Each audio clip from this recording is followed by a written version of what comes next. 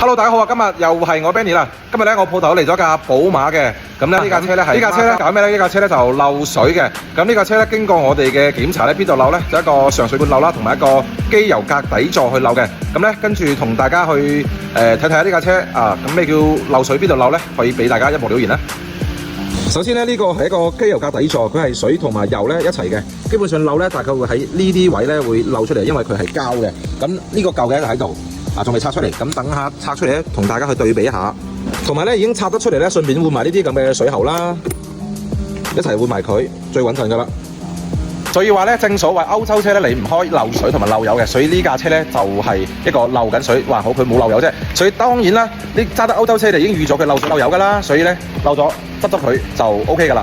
咁咧而家我哋師傅咧喺度拆緊呢架寶馬 X1嘅呢個機油格底座出嚟啦，咁咧呢個就係已經拆咗出嚟嘅機油格底座啦。嗱，呢啲位就爆咗啦，呢個係膠㗎嘛，呢個係膠嘅，係啊。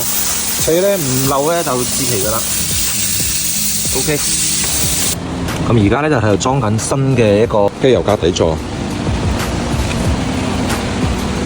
咁我哋裝完上去之後咧，仲要去測一測試，睇下仲會唔會漏。而家裝翻上去。你冇睇呢個咁細嘅，啲螺絲位一啲都唔就手裝嘅。一般咧，如果呢個機油格底座咧漏咧，嗱佢就會漏翻出嚟，跟住咧就會滴到呢啲地方嘅。嗱呢個就係新裝上去嘅機油格底座，佢同埋水同埋油一齊㗎。咁咧而家呢個機油格底座咧就裝好啦，準備去試一試車。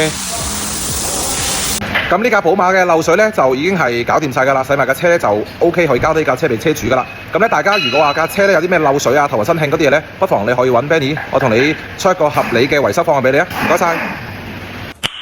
Nice。